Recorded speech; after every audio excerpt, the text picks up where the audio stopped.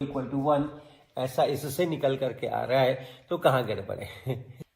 तो कहना इनका ये है कि अगर 1 पे पावर 0 लगाते हैं तो भी 1 आता है, और 1 पे पावर 1 लगाते हैं तो भी 1 आता है, अर्थात 1 पे पावर 0 इज सेम एज 1 पे पावर 1, और इससे चूंकि बेस सेम है इसलिए 0 इक्वल टू 1 ऐसा इससे निकल करके आ रहा है, तो कहाँ गड़बड़ है? So the powers are same, इसी में गड़बड़ है। और केवल जब बेस 1 है उसी समय गड़बड़ है, बाकी कभी गड़बड़ नहीं है। तो ये जो रूल पढ़ते हैं, ये रूल जब बेस 1 हो उसके लिए नहीं है। अगर a पे पावर अगर n1 है और फिर वो बराबर है a पे पावर n2, बेस सेम है, तो n1 बराबर n2 होना जरूरी है कि नहीं जरूरी है? तो इसको तो इसकी जांच पड़ताल कर सकते हैं।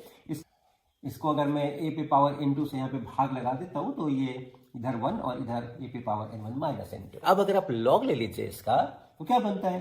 n1 minus n2 into log of a, ये बराबर 0, 1 का लॉग 0।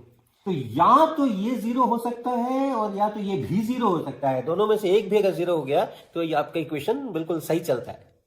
तो एक तो तरीका है इसको 0 करने का कि n1 बराबर n2 हो, ठीक है, लेकिन दूसरा तरीका भी है और वो है कि log ऑफ a बराबर 0 हो।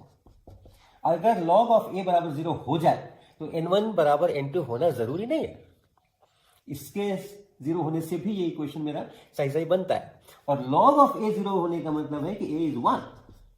तो अगर बेस 1 है, बेस अगर 1 है तब n1 बराबर n2 होना जरूरी नहीं है, लेकिन अगर बेस 1 नहीं है, log a 0 नहीं है, तब तो फिर n1 माइनस n2 को 0 होना ही पड़ेगा, और तब n1 बराबर n2 जरूर होगा। तो आप इस नियम का उपयोग तभी करें जबकि आपका बेस 1